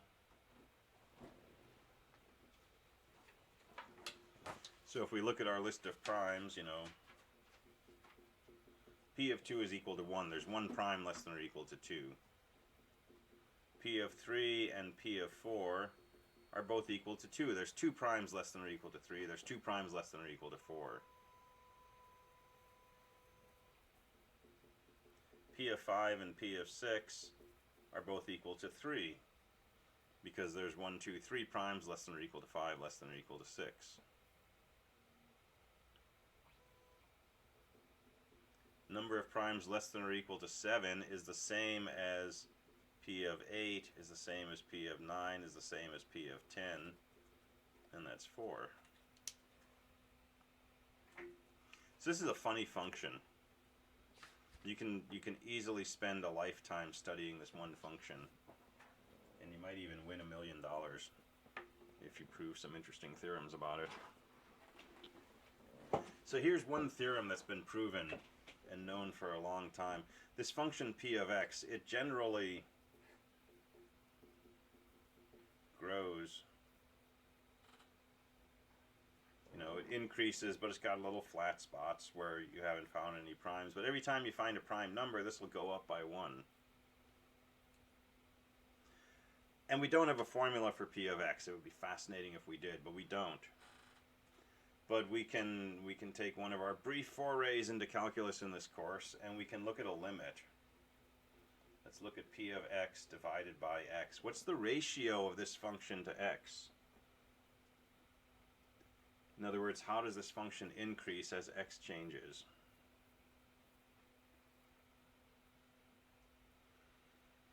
And that's not terribly interesting. Yeah, go ahead. I was going to say it's going to be some positive ratio less than 1. Mm-hmm. Definitely. Be a positive ratio less than 1. And does it approach 0? What happens to this as x gets bigger and bigger? And this is a pretty natural question to ask, but if we ask a slightly different question, let's look at p of x over the natural log of x. Let's look at the limit as x approaches infinity. The number of primes less than x divided by the natural log of x. And guess what? This turns out to be equal to exactly 1. So the number of primes less than or equal to 95 skrillion is pretty close to the natural log of 95 skrillion. And remember this natural log, that's the log base e, where e is this funny number that pops up in nature and is related to, you know, rate of population growth and bacterial growth and all this other stuff. And this relates, you know, limits, infinity, prime numbers, and logarithms base this natural constant. And it's a really quirky relationship. And it's part of why this is such a fascinating function.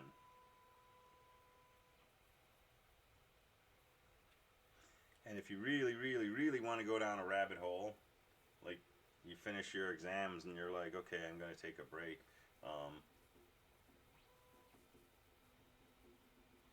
Take a look at the zeta function, which is related to p of x. And the zeta function leads you to something called the Riemann hypothesis. Similar to the Riemann sum? Related to it, yeah. Same Riemann. And this is, you know, where you get into the $1 million prizes for assertions about this. And it's really wacky stuff. But it's a glimpse into the idea that, you know, the simple question of is something divisible by something else can take you into some really strange, unexpected areas. And it's part of the reason people are so fascinated with questions of number theory, because they seem to tie into more than just, you know, the obvious stuff. Why should this question of, you know, what numbers divide other numbers, why should that be related to the rate at which a bacteria population grows? But it is, and that's kind of baffling and kind of marvelous.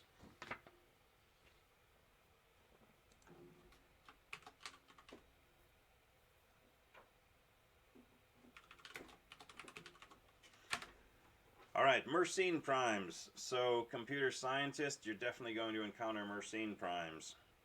So, Mersenne was a mathematician and made the following observation, that, you know, 2 squared minus 1 is equal to 3, and 3 is a prime number. 2 cubed minus 1, that's 8 minus 1 is 7, that's a prime number. 2 to the 4th minus 1, that's 16 minus 1 equals 15. That's not prime, that's 3 times 5. But if you keep going, 2 to the 5th minus 1 is 32 minus 1 is 31. That's a prime number. 2 to the 6th minus 1, that's 63. That's not prime. 2 to the 7th minus 1 is 100, and 28 minus 1 is 127, and that's a prime number. And so sometimes 2 to the n minus 1 may be prime.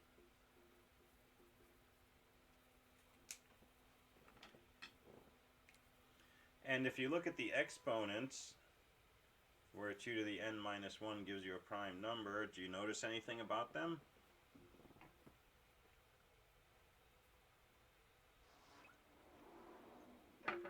They're primes. And the ones where 2 to the n minus 1 is not a prime number, those are not primes. And so this raises a question, is 2 to the p minus 1 always a prime number, where p is prime? And it turns out the answer is not quite. But it holds for a while. 2 to the 8th, 9th, and 10th minus 1 are all composite. And so it's not just being odd, because 2 to the 9th minus 1 is 512, minus 1 is 511, and that's not a prime number. And so, if yes, then this number to the p minus 1 is called a Mersenne prime.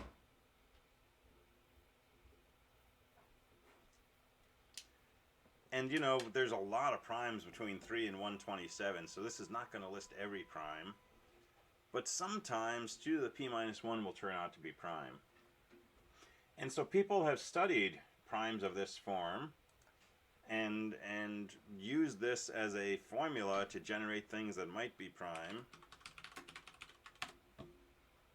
And asked sort of like where that takes us.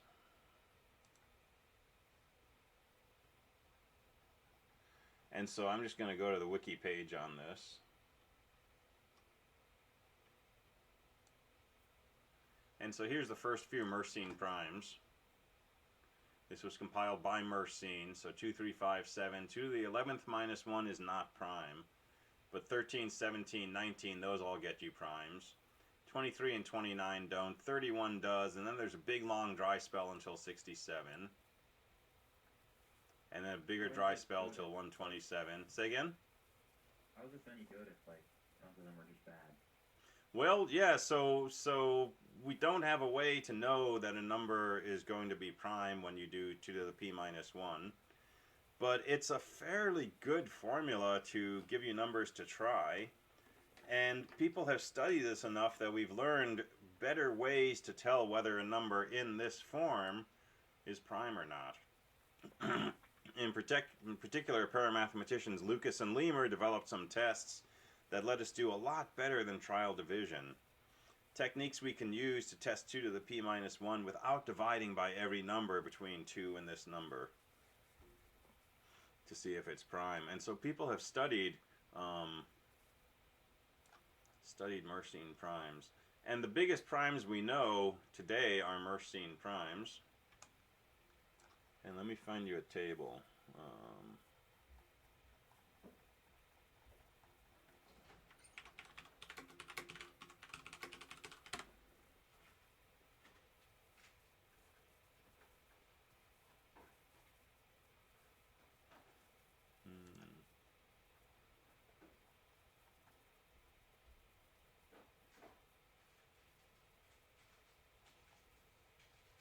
This is a pretty good table.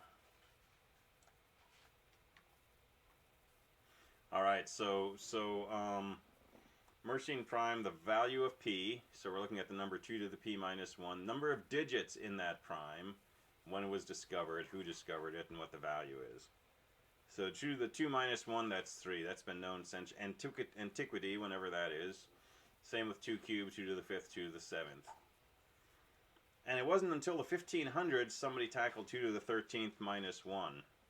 That's the number 8,191, and that does turn out to be prime. And that was credited to 2 people, although they're 70 years apart, so I don't know why they both got credit. Or maybe that's their birth date. Yeah, that's their birth date. Alright, so they continued with 2 to the 17th minus 1, 2 to the 19th minus 1, and then there's a dry spell of 170 some years until Euler, our fan who we'll study when we get to graph theory at the end of this course, tackled 2 to the 31st minus 1. Now this is a bigger number. You're doing this by hand, right? Just trying to divide it by numbers smaller than that. And he showed that 2 to the 31st minus 1 was prime. It's a 10-digit number. That's the 8th Mersenne prime. And then we get to much bigger numbers, right? So 2 to the 61st minus 1, 2 to the 89th minus 1. So now we're in the 20th century here.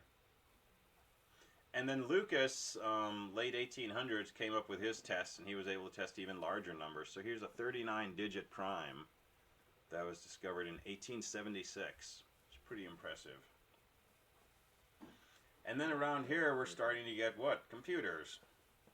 So old, big iron machines, and using some of those early room-sized computers to test some of these larger numbers. So a few hundred digits, right? And finding these things are prime. So Robinson apparently had access to a computer and claimed a bunch of primes. And then some bigger computers, and then we're getting around to when I was born, and people people celebrated by finding bigger prime numbers. So,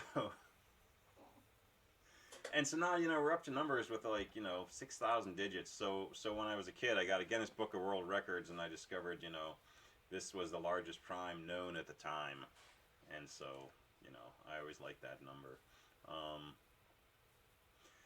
And then something interesting happens. So we're into supercomputers now, Cray processors, CDC machines, things like that. This is in the 70s. These are these big supercomputers, and they're finding these prime numbers, and it's always, headlines when somebody finds a new one.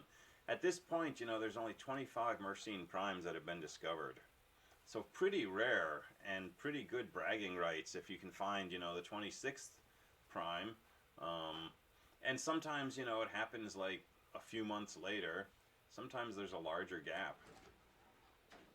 Because these things, they get spaced out, and this one's got, twice as many digits as that previous one. And then something interesting starts to happen. In the mid-90s, we start seeing primes credited to GIMPs. So GIMP was the Great Internet Mersenne Prime Search. And it was a crowdsourced attempt to find large Mersenne primes. And this was one of the first distributed processing applications where, you used to run screensavers to keep your CRT from burning. And so instead of, running the Microsoft logo that would bounce around your screen, you could have a screensaver that would run a search for Mersenne Prime. And it would basically go out to a server. Say again? I did not know that a screensaver was actually meant to save your screen. Yep. Yeah, so old CRTs, they would tend to burn in if the same pattern was displayed for too long. You saw it on a lot of old arcade games also. And so they would change the scene to prevent that burn-in, so they just make the screensaver do something that changes. That's hilarious. Yeah, it's good stuff. Had that issue too when they first came out. Yeah. OLED still got it? Not so much anymore, but sometimes. I was watching a video on LTP about his OLED monitor, and it had monster burn-in. Oh, yeah. Yeah, and you wanted to turn your intensity up because it looked really good, but you didn't want to turn it up too bright because it would make it easier to burn. So it was always like a, moral dilemma. So GIMPs was crowdsourced, and basically you'd download this thing that would run when you weren't doing anything on your computer. Instead of a screensaver, it might blank the screen, but it would go to the server, pull down a number, and test to see if 2 to that number minus 1 was prime. And it was using this Lucas-Lemur test, so it wasn't, brute force trial division, but it was something that might take, a month maybe to get an answer. But you'd be working on that number, and eventually you'd finish, and you'd either upload that, it had a factor, or you'd upload that it was prime. And if it was a new prime, your name would show up on a board somewhere. So these people presumably were running screensavers and discovered new primes. And this happens all the time now, right? There's lots of crowdsourced applications. SETI had one where you could analyze extraterrestrial signals and look for signatures of life in the background radiation. There's protein folding, screen saving, crowdsourced applications to try to solve protein analysis questions. When COVID kicked in, there was all kinds of things like this that you could run to help try to discover new, vaccines and things like that. So GIMPs has been the way that we found all of our Mersenne primes for quite a few years now. And the latest one was in December 2018, so it's been a dry spell, right? And it's got, I think it's 24 million digits. And you can go online and get the actual value of that and see all 24 million digits. And that's, the 51st Mersenne prime discovered, but we don't know if it's actually the 51st. There could be gaps in here because these aren't being tested, one after another. It depends who's been given this prime number to check and have they finished checking and so on. But not a lot of primes. And these aren't necessarily good for a whole lot other than theoretical interest. But if you've got a machine that you always leave on and you want to do something interesting with it when you're not doing anything, take a look at crowdsourced distributed computing problems and You can, like I say, protein folding, drug discovery, mathematical questions. I think SETI shut down just a few years ago, but that was always a fun one to look for markers of life outside our kind of similar to solar digits of system. pi. To what? Really huge. Which one? Really huge primes, kind of similar to digits of pi. Similar, yeah. So we can actually crank out digits of pi. We don't have a way to crank out prime numbers, but same idea. You can run something on your computer, and the longer it runs, the more digits it cranks out, and that's a problem that never ends. So you can, do that. What I'm saying is just, it's kind of useless after the first 30 or so.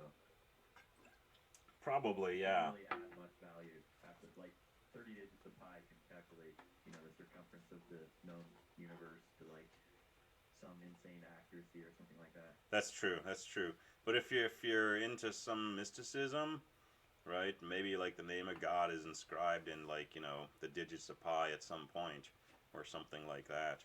And there are people who study these numbers and look for secrets to the universe or secrets to truth buried in them. And we clearly don't understand most that there is to know about most things, actually. But if you look at some of the things that we find just by looking at prime numbers or by adding up integers or things like that, there's very possibly some interesting things to discover that we don't know yet. And there's a lot of history where pure mathematics being studied just on its own for no reason related to anything tangible, all of a sudden ties into some discovery that's been made in a laboratory about physics. And the existence of some new fundamental particle. And it comes out of a purely mathematical proof that should have no connection to it. And so sometimes you study something that's so abstract, you end up tapping into something that's truly fundamental. And I'll leave you with one rabbit hole, personal favorite, something called mirror symmetry. This was something I was studying when I was a graduate student in mathematics. And it's a very theoretical area of mathematics that some physicists happened to come across this theoretical paper and recognize some of the numbers as corresponding to stuff that they were doing in physics. And they just took this paper and they just assumed these numbers related to what they were doing. And they started publishing results with this. And the math community all of a sudden realized this and was like, wait, what are you doing? This has nothing to do with what you're saying in these papers. And they're like, yeah, but it works. And so people started trying to understand what this weird connection was between the math and the physics. So yeah, strange stuff. All right, so Wednesday is the midterm, right? None of this stuff is on the midterm. This is fair game for the final, but none of this is on the midterm. So we'll do the midterm, 55 minutes. We'll take a break until 2 o'clock. We'll come back. And then we'll start talking about some open problems related to prime numbers and number theory. And then we'll talk about some applications of all of this stuff. And next week we will we'll get into crypto systems. Look at how some of this applies to cryptography, what cryptography is, and so on. And that'll wrap up our discussion of numbers and number theory. And then we'll go back to looking at proofs, and we'll come up with the real core result of this course, which is mathematical induction. So lots of good stuff coming up. Come by office hours if you want to go over anything or have questions about midterm or homeworks or things like that. Otherwise, I will see you next time. Have a great afternoon, and take care. All right, thanks.